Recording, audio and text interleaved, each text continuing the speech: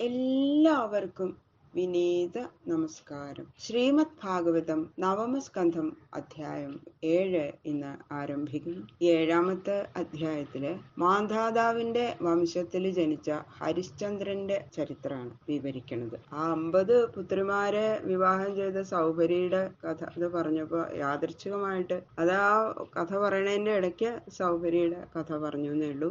പിന്നെ മാന്ധാതാവിന്റെ വംശപരമ്പരയിലുള്ള രാജാക്കന്മാരുടെ ചരിത്രത്തെ കൂടിയൊക്കെ പറയുകയാണ് ഇതില് 7ാമത്തെ അധ്യായത്തില്.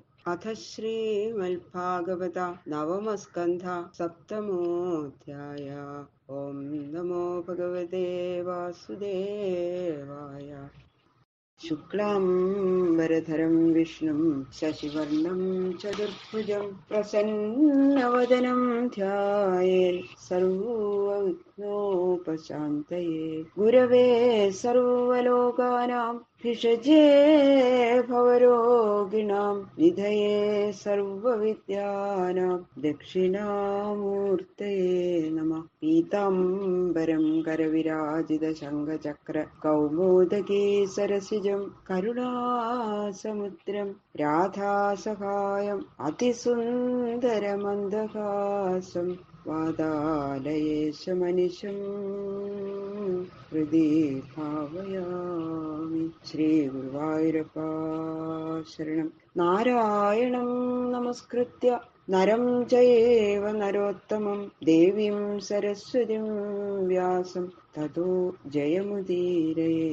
മൂകം കരോതി വാചാലം പങ്കും ലംഘയതേ ഗിരിം യൽകൃപാതമഹം വന്ദേ പരമാനന്ദമാധവം.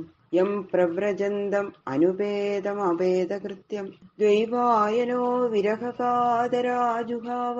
പുത്രേതി തന്മയതയാദരവോഭിനേദു തം സർവഭൂതഹൃദയം മുനിം ആനതോസ്മി. യസ്വാനുഭാവം അഖിലശ്രുതിസാരമേകം അധ്യാത്മദീപം അതിതിതീർഷതാം തമോന്ധം സംസാരിണാം കരുണയാക പുരാണഗുഹ്യം തം വ്യാസസൂനുമുപയാമി ഗുരും മുനീനാം. കഥാമയം ഭാഗവതാഭിധാനാം ഹരേ തനും തേ ചരിതേ ത്വദീയേ യഥാമതി ത്വൽപരിതോഷകാമസ്തൗമി പ്രസീദാച്യുത മാരുതേശ.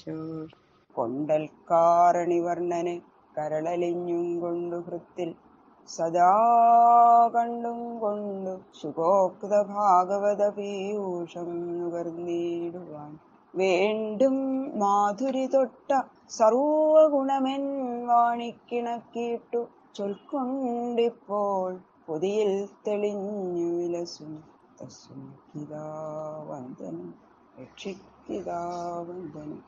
ഗംഗണപതയേ നമഃ. സംസരസ്വത്യേ നമഃ. ഗുരുഭ്യോ നമഃ.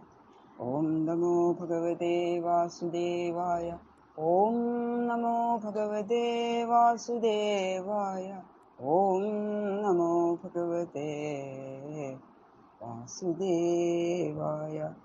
ശ്രീശുക ഉവാച. മാന്ധാതുപുത്രപ്രവരോ യോ അംബരീഷ പ്രകീർത്തിത പിതാമഹേന പ്രവൃതോ യൗവനാശ്വശ്ച തൽസുത ഹാരീതൽ തസ്യ പുത്രോഭൂത് മാന്ധാതൃപ്രവര ഇമേ.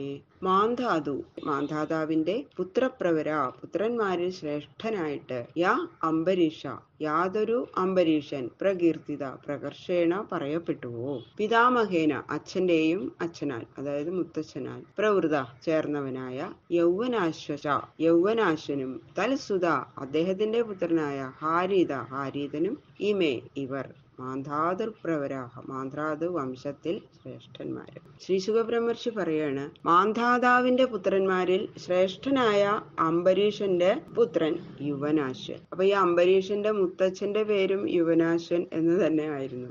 അംബരീഷൻ മാന്ധാതാവിന്റെ മധ്യമപുത്രനാണെങ്കിലും മാന്ധാതാവിന്റെ പിതാവായ യുവനാശ്വൻ അംബരീഷനെ, അതായത് പൗത്രനെ തന്റെ പുത്രനായിട്ട് സ്വീകരിച്ചത് കൊണ്ടാണ് അംബരീഷന് ഇത്ര ശ്രേഷ്ഠത്വം കൈവന്നത് എന്ന് പറയുന്നു. ഇത്ര ശ്രേഷ്ഠനായത് അദ്ദേഹം അതുകൊണ്ടാണ്.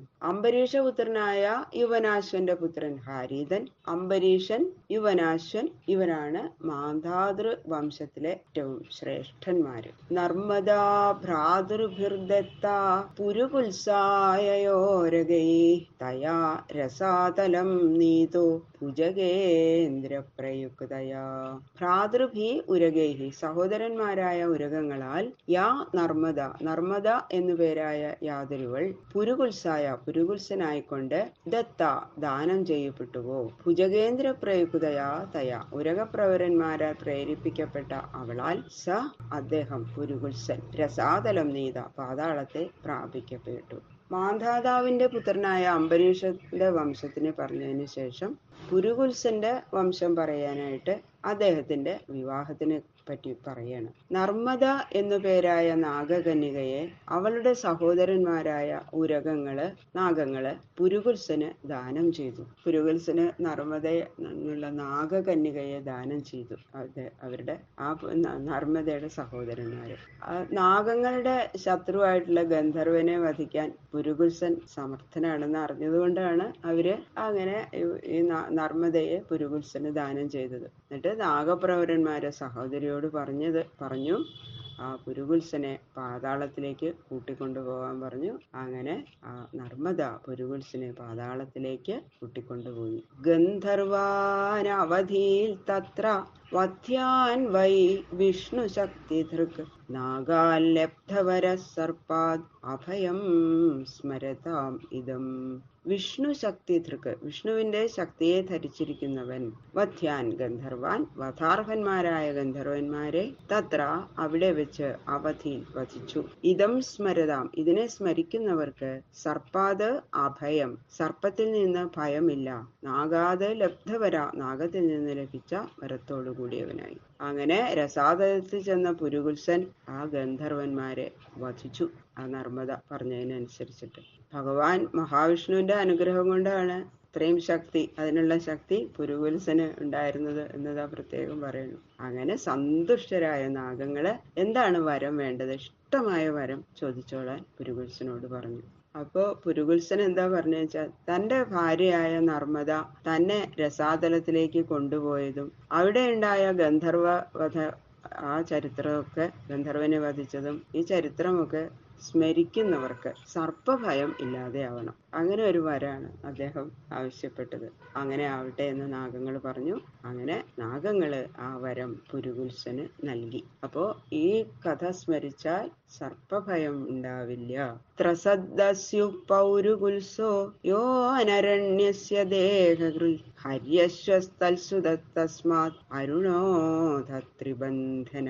പൗരുകുൽസ പുരുകുൽസന്റെ മകൻ, അനരണ്യസ്യ അനരണ്യന്റെ ദേഹകൃ ദേഹത്തെ ജനിപ്പിച്ചവൻ.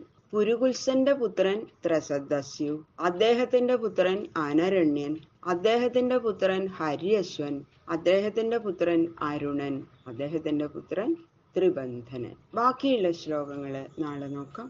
സർവത്ര ഗോവിന്ദ നാമ സങ്കീർത്തനം. ഗോവിന്ദ ഗോവിന്ദ.